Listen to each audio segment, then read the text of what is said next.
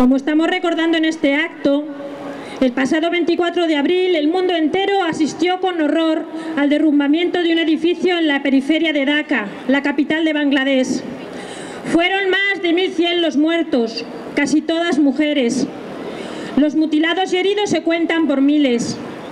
El edificio, como sabéis, albergaba talleres de confección. Los militares que acudieron al rescate encontraron entre el amasijo de hierros, escombros y restos humanos destrozados, pertenecientes a gentes que no conocemos. Encontraron las etiquetas de las prendas que fabricaban, pertenecientes a marcas que sí conocemos. Hemos visto con nuestros propios ojos las etiquetas de Benetton, Primark, Mango, El Corte Inglés, manchadas de sangre. No es la primera vez que sucede, ni la primera vez que lo denunciamos. Los incendios en talleres con decenas de víctimas son frecuentes en ese país. Lo ocurrido en Bangladesh no es un hecho excepcional. Las marcas de moda líderes en Europa y en Estados Unidos son los clientes de las fábricas en Bangladesh, en Pakistán o en Camboya, en las que se pagan salarios de $38 al mes. Las mujeres trabajan hacinadas en condiciones infrahumanas, sin ventilación, las ventanas enrejadas y las puertas bloqueadas. Los trabajadores no tienen contrato y tienen prohibido unirse a un sindicato. Es frecuente encontrar a niños trabajando. Aún así, las fábricas tienen la acreditación que utilizan la mayoría de las empresas líderes de ropa para demostrar que cumplen con los estándares laborales internacionales. Nos han contado que esa gente es muy pobre y que son demasiados, que necesitan que vayan las empresas occidentales a darles trabajo. Pero Bangladesh es un país con grandes riquezas naturales, con tierras muy fértiles, capaces de alimentar 20 veces a la población actual. Sucede allí lo que pasa en muchos lugares del mundo. Primero se roba al pueblo y se le hace pasar hambre. Luego se le somete a la esclavitud a cambio de la comida. Esclavos en Bangladesh, en Pakistán, en Camboya, en Marruecos. Y más de 400 millones de niños esclavizados en la minería, en la confección, en las guerras, en la industria. Y 1.600 millones de parados en el mundo. Abundancia de mano de obra barata y desesperada en busca de salario que emigra a los países enriquecidos. Hoy, esclavos y parados son las dos caras de un mismo imperio que se extiende por todo el mundo. Lo hemos visto en España con toda crudeza. Nuestras aguas son un vasto cementerio marino de miles y miles de trabajadores ahogados sin identificar. Un cementerio que es fruto de esos muros de 6 metros y de alambre de espino con el que nos hemos separado de África y de ese rosario de campos de concentración que han erigido democráticamente los gobiernos europeos. Pero no vayamos a pensar que la esclavitud es algo que sucede lejos de nosotros. Aquí en España, en los macroburdeles de la Junquera, cientos de mujeres son obligadas a prostituirse en jornadas de 12 a 14 horas. Aguantan las palizas de los proxenetas, la humillación y el asco. Casi todas son extranjeras. Cuando llegan les quitan la documentación y les toman las huellas. Los proxenetas que las trajeron son considerados empresarios de éxito. Los burdeles pagan sus impuestos y los clientes cumplen la ley y salen a fumar fuera. Las mujeres emigrantes trabajan en España como esclavas domésticas, cuidando de nuestros ancianos y de nuestros hijos, con contratos que dicen 40 horas semanales, pero con jornadas que se extienden semana tras semana sin interrupción, con obligación de pernoctar 6 noches en la casa. Muchas mujeres emigrantes cuyos maridos están en paro tienen que hacer 14 horas diarias en la hostelería y en la limpieza. Sus hijos no tienen derecho a ver a sus madres. Hombres africanos que van de cosecha en cosecha por toda la geografía española, de la fresa de Huelva a la aceituna en Jaén, de la fruta en Lérida a la vendimia en La Rioja. Hombres invisibles que viven escondidos en chabolas de plástico. Pero esto que os cuento no es la historia de otros, de los pobres, de los emigrantes a los que la prensa trata como animales, estampidas, avalanchas, dicen. Esta se anuncia hoy como la historia de nuestros hijos y es ya el día a día de nuestros maridos y de vuestras esposas. Hoy sucede en España lo que hemos contemplado en los países del sur. Los programas de ajuste estructural para que el capitalismo campe a sus anchas, que empobrecen a la sociedad. La deuda externa, que es un robo al pueblo e impide el desarrollo. Hoy le ha llegado a los españoles la hora de los salarios basura y de la explotación más salvaje. El paro, que en España hace estragos, posibilita cumplir con la hoja de ruta del Pacto sobre el euro. Se quiere la reducción de los salarios en un 25% y el debilitamiento o la desaparición de la negociación colectiva. Un 14% de los trabajadores en España no pueden sacar a sus familias adelante, a pesar de trabajar 10 o más horas al día. Es lo que se llama los trabajadores pobres o los esclavos de la crisis. Es la misma explotación que la mayor parte del mundo lleva sufriendo demasiado tiempo. Esto es lo que pretenden consolidar las reformas laborales que se han aprobado en España por los gobiernos del PSOE y del Partido Popular. Hace unos días la ministra de Empleo decía que ya han empezado a notarse los efectos de la reforma laboral. Y es verdad, cada vez los empleos son más precarios. 9 de cada 10 contratos firmados en el último año es temporal. Cuando se dice que mejora la competitividad, en realidad se afirma que los trabajadores reciben como remuneración por su trabajo cada vez una parte menor de la riqueza de sus países, a pesar de que su productividad aumenta, mientras que los propietarios del capital se benefician más de esa riqueza. Esto es robar al pueblo, y la revista Autogestión lo denuncia.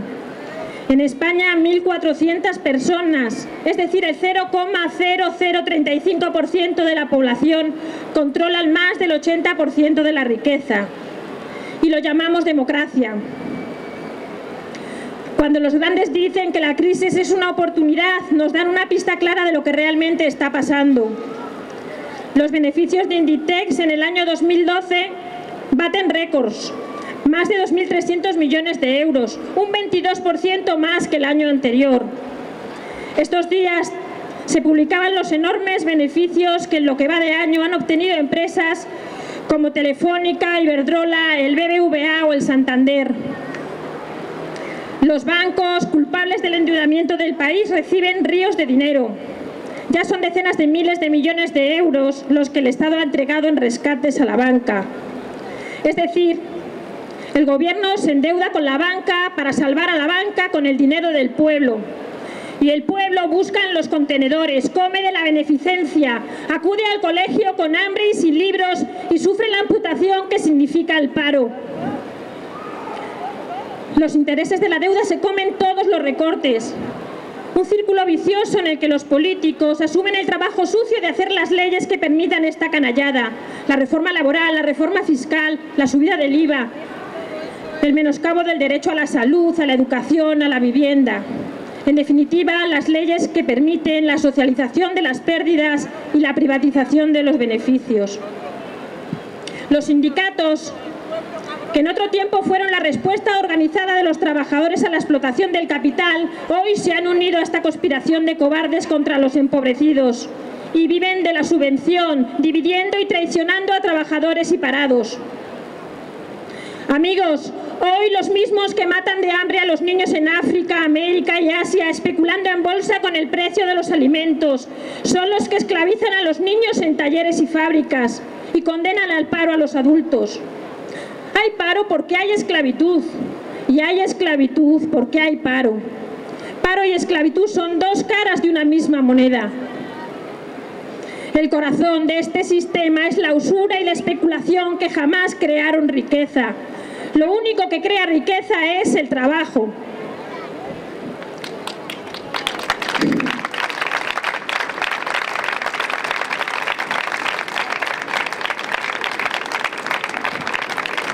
El movimiento obrero, que alumbró la solidaridad organizada en la historia, afirmaba que el trabajo es un derecho de la persona, porque le posibilita cumplir con sus deberes sociales, y que la dignidad se refiere a la responsabilidad del hombre para con su comunidad. El trabajo es la única manera digna de contribuir a crear riqueza y de repartir esa riqueza mediante un salario suficiente para vivir. Hemos salido hoy a la calle para solidarizarnos con todas las víctimas del imperialismo internacional del dinero y para denunciar que hay paro y esclavitud porque son negocio. Estamos aquí porque queremos acabar con la esclavitud de todos los oprimidos de la tierra y también con la nuestra. Estamos aquí por nuestros hijos. Dicen que exportamos la generación más preparada de la historia, pero nuestros hijos no son mercancía exportable, como tampoco lo son los niños chinos, africanos, dominicanos, búlgaros, filipinos. No son factores de producción, no son mercancía exportable.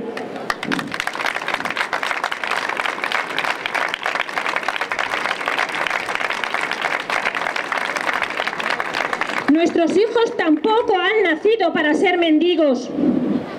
Hoy proliferan en España los comedores, los bancos de alimentos. Una persona que trabaja en un comedor social cuenta que los adolescentes siempre lloran en sus primeras comidas en estos lugares. No comen, lloran y después comen llorando. Amigos, es la hora de la solidaridad. La dignidad no pide beneficencia que humille, exige solidaridad.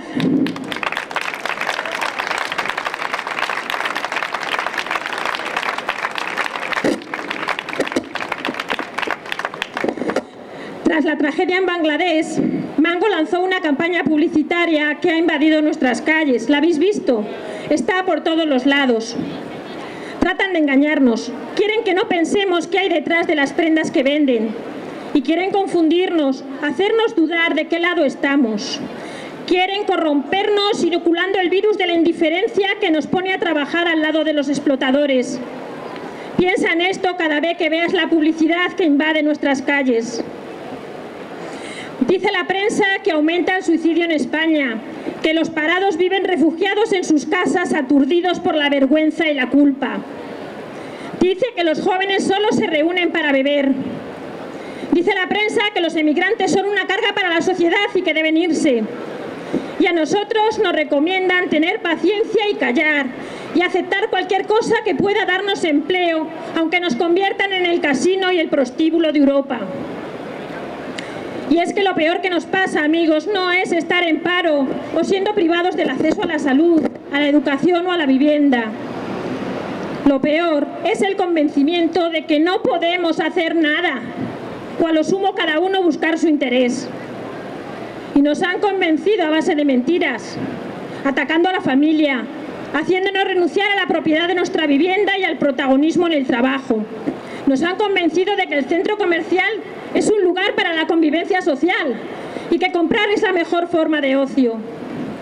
Nos han convencido de que no es posible compartir la vida con nadie y de que la política nada tiene que ver con el bien común. Pero a pesar de todo, la razón y la historia nos demuestran que solo la unión de los que nada pueden puede hacer avanzar la historia hacia la libertad y la dignidad. Sabemos que un grupo de mujeres pobres en Veracruz comparten su pan con los cientos de miles de migrantes centroamericanos que cada año cruzan la frontera con México camino de Estados Unidos. Son la mano de obra barata que, si logra llegar, enriquecerá al imperio norteamericano. Estas mujeres, como son madres, no pueden tolerar que los hijos de otras madres pasen días sin beber ni comer, hacinados en trenes de mercancías. Y como no pueden tolerarlo, sus propios hijos no comen lo suficiente. Conocemos aquí en España muchas personas que se juegan su dinero, su trabajo, su seguridad para no colaborar a causar sufrimiento. Conocemos a una mujer soltera que se ofreció para irse al paro antes que un padre de familia. Esa mujer, que no es madre, se ha convertido en madre de nuestros hijos porque se quedó sin trabajo por ellos.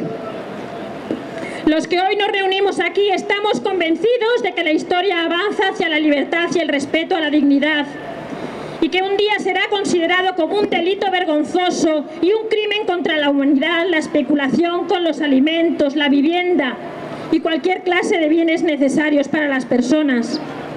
Y para ello trabajamos. Señores de la banca, del gobierno, de las multinacionales, nos pedís paciencia y confianza, pero queréis decir resignación y complicidad con vuestros crímenes.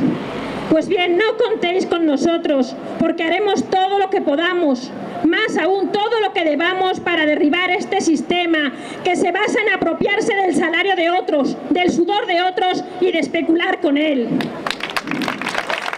No podemos aceptar como mal menor el hambre, el paro ni la esclavitud. La vida del hombre es sagrada, la dignidad humana es sagrada. Digamos no a un